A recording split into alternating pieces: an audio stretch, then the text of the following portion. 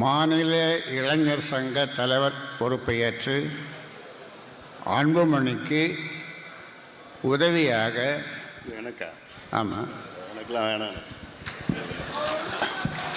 அவனுக்கு இப்போ தான் 4 மாதம் வந்தான் கட்சியில். 4 மாதத்துக்கு முன்னாடி வந்திருக்கிறான். அவனுக்கு இளைஞர் சங்கம்னா என்ன அனுபவம் இருக்குது அவனுக்குலாம்?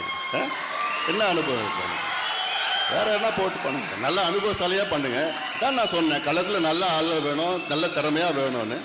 வந்த உடனே போய் அப்புறம் இளைஞர் சங்க பொறுப்பில் போட்டு நான் சொல்கிறது தான் நீங்கள் சொல்லுங்க, கேட்கணும். யாராக இருந்தாலும் நான் சொல்கிறது தான் கேட்கணும். எல்லாம் பண்ணுங்க, நீங்கள் பண்ணுங்க. புரியுதா?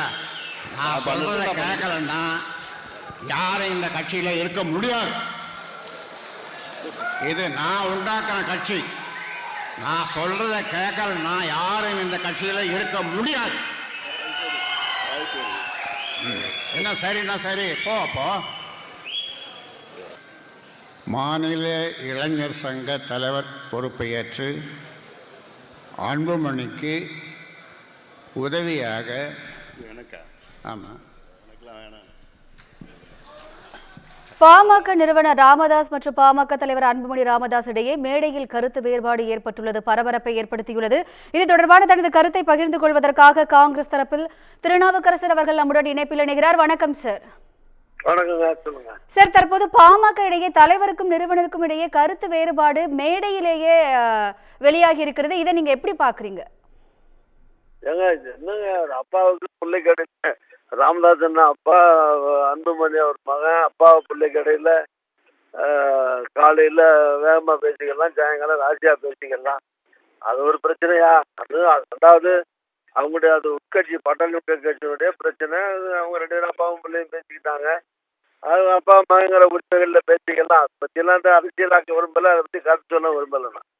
சார், அப்பா மகன்ன்றது வீடு வரைக்கும் ஓகே. ஒரு பொதுக்குழு நடந்துட்டு இருக்கும் போது மேடையில நிறுவனர் தலைவர் அப்படின்னு சொல்லிட்டு தன்னோட கட்சி நிர்வாகிகள் பார்த்து கொண்டு இருக்க பொழுது அந்த இடத்துல கருத்து வேறுபாடுன்றது கட்சி 2ஆக பிளவுபடுவதற்கு வாய்ப்பு இருக்கோ அப்படின்னு நினைக்க வைக்கும்ல. ஏங்க, இதெல்லாம் அப்பா பிள்ளையும் வீட்டுக்குள்ள இருந்தா தான் அப்பா பிள்ளை, வெளியே மேடையில இருந்தா வேற முறை வந்துருமா? மேடையிலையும் அப்பா பிள்ளை தானே.